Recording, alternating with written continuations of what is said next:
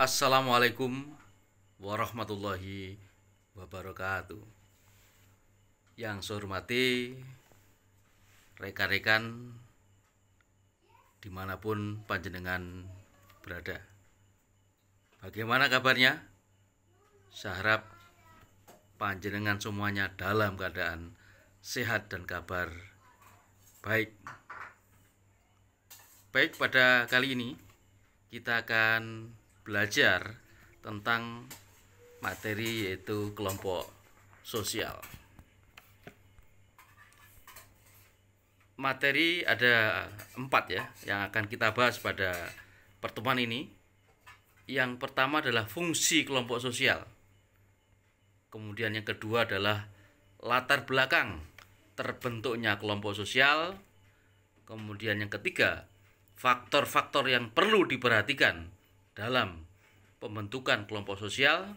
Dan yang keempat, ragam kelompok sosial dan perilaku kolektif. Baik, dari keempat ini mari kita simak bersama-sama secara runtut dan sistematis. Konsep dasar kelompok sosial.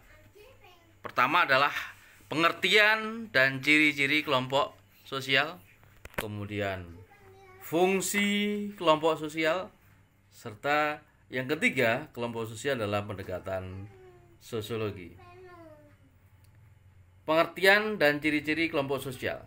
Kita akan mencoba mengupas tentang pengertian dan ciri-ciri kelompok sosial ya.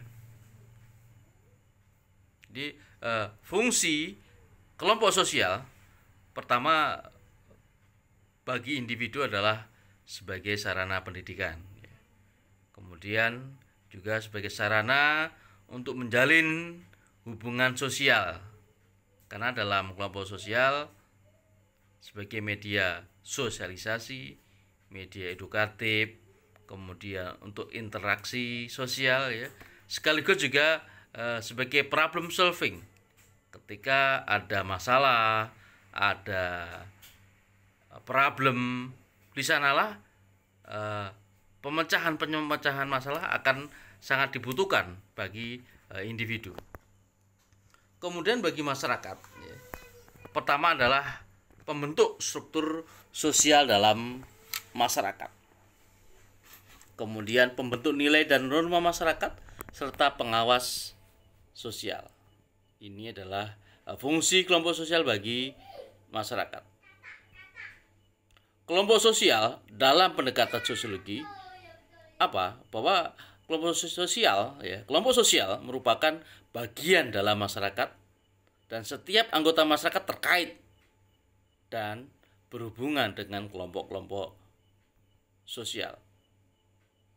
Dan melalui kelompok sosial, setiap individu akan melakukan social experience, akan mengalami banyak pengalaman sosial dalam bergaul, berkomunikasi, berinteraksi yang sangat urgent dalam kelompok sosial bagi individu.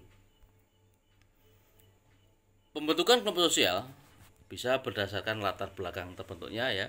Kemudian faktor-faktor yang perlu diperhatikan dalam pembentukan kelompok sosial. Ada juga tahap pembentukan kelompok sosial.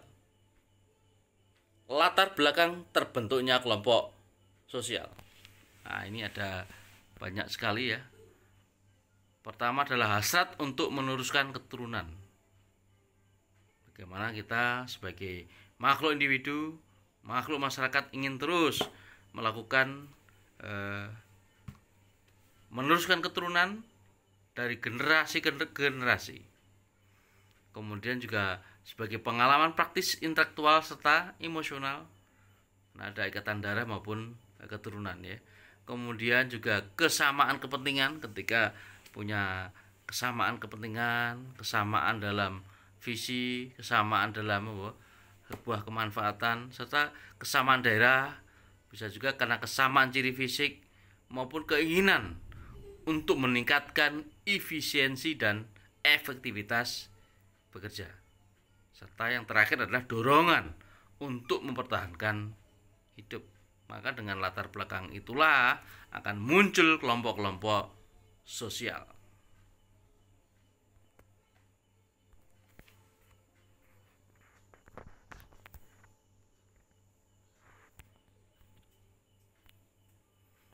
ada beberapa faktor yang perlu diperhatikan dalam pembentukan kelompok sosial ya.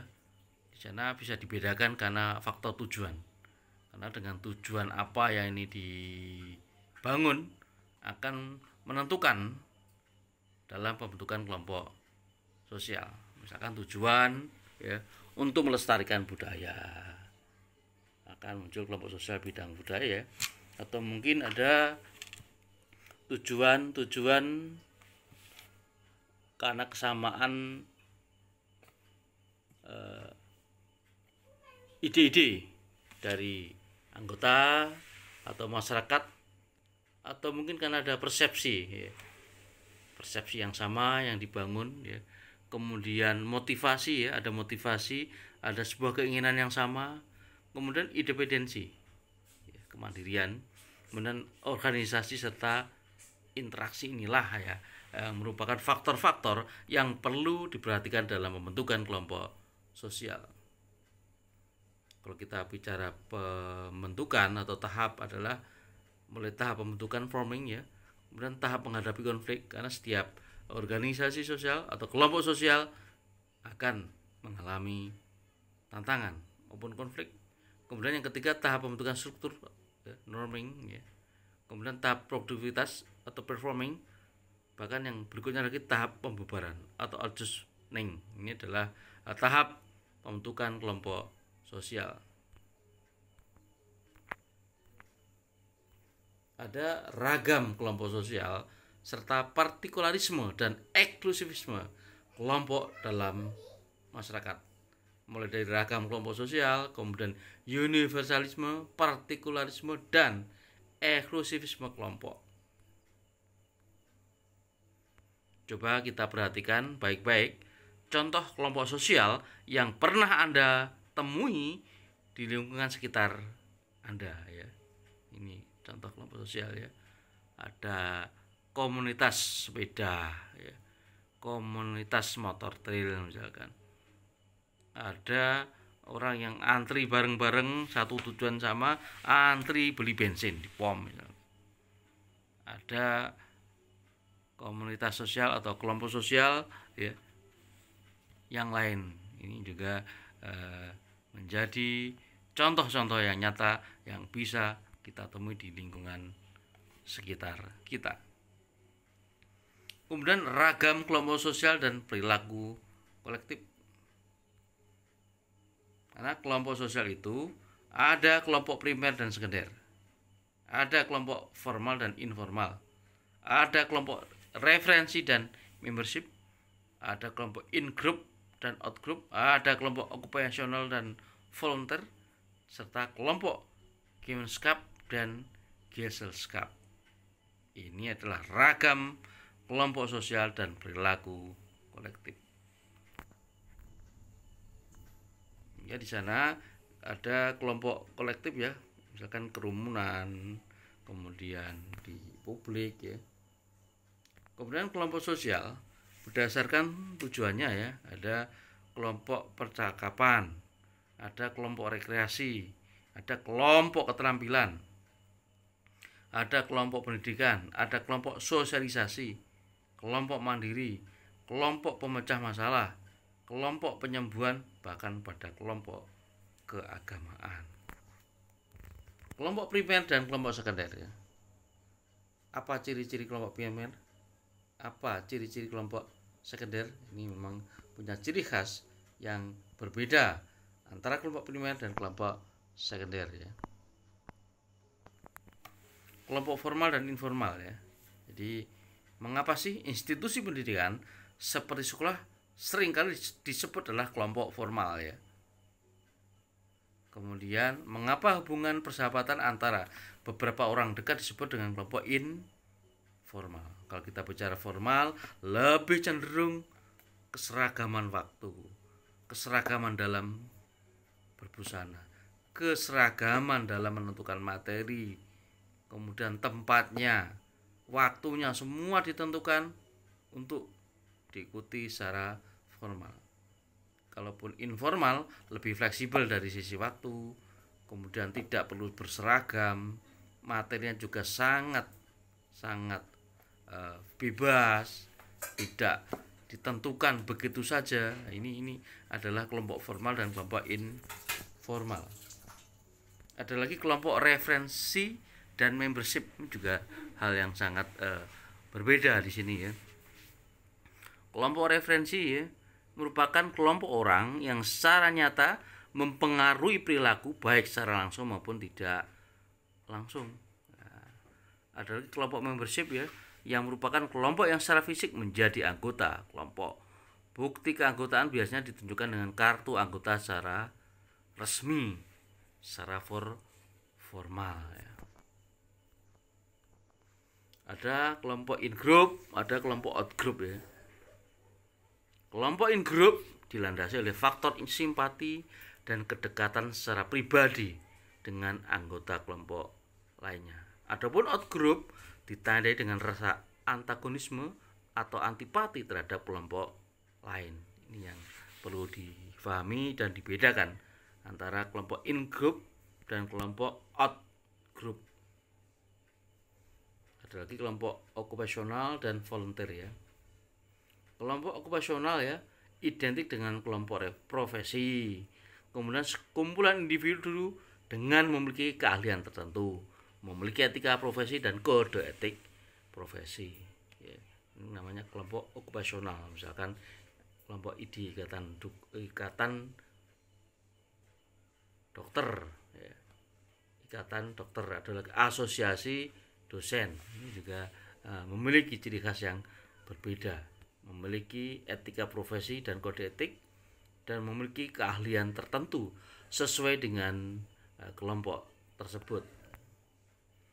Kalaupun kelompok volunteer ya, kelompok volunteer terbentuk atas dasar kepentingan yang sama, banyak bergerak di bidang sosial kemanusiaan, relawan ya.